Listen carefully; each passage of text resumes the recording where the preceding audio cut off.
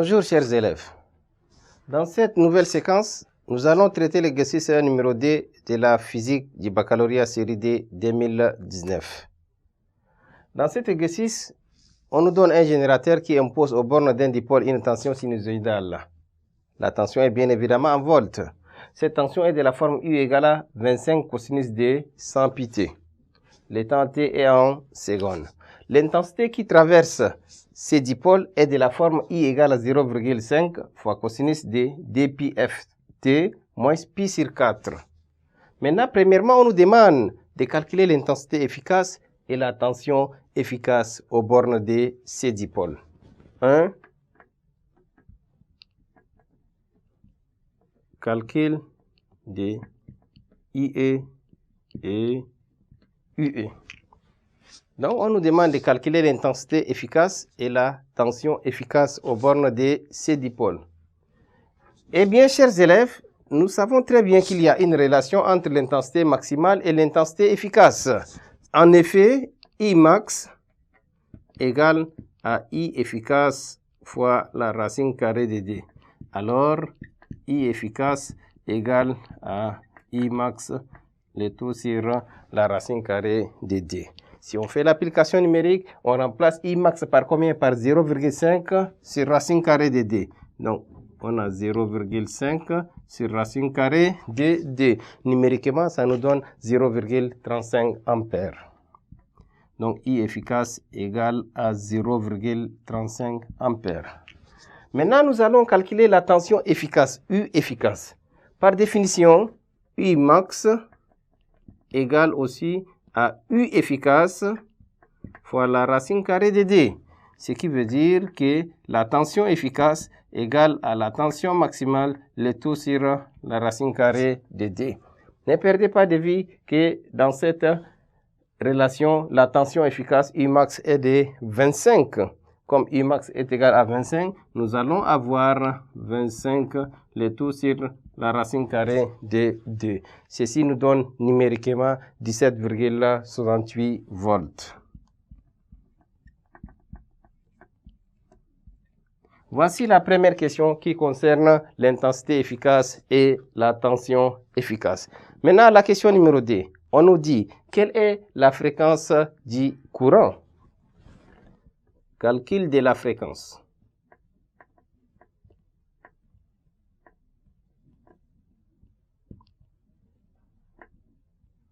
Calcul de la fréquence.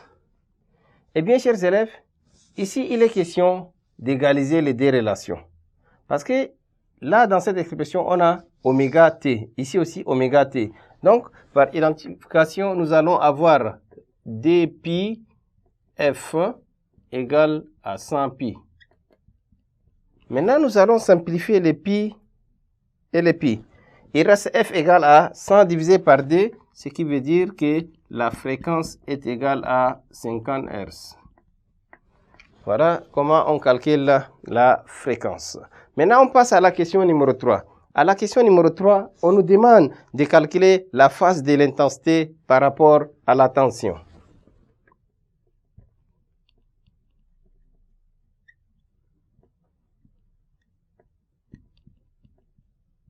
Phase de I par rapport à U.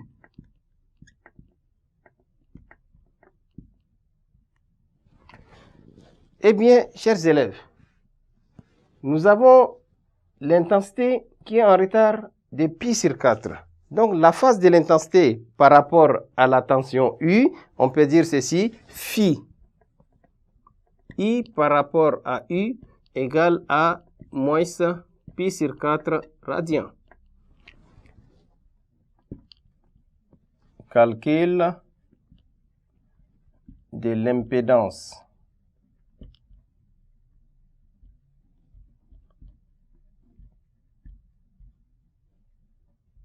Calcul de l'impédance Z du dipôle.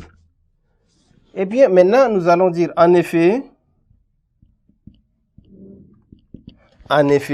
l'impédance Z égale à quoi? U efficace, le tout sur I efficace.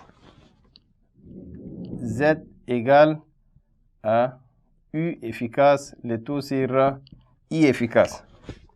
Or, I efficace égale à I max sur racine de D. U efficace aussi égale à U max sur racine de D. On peut laisser tomber les racines. Donc, ceci est égal à U max sur I max. Z égale à U max, le tout sur I max. Application numérique. Donc, Z égale U max, nous avons 25 sur I max 0,5. Si on fait les calculs, on obtient Z égale à 50 ohms. Eh bien, chers élèves, ainsi prend fin la séquence concernant les baccalauréats de l'année 2019 série D. Merci pour votre aimable attention et à la prochaine pour une nouvelle séquence.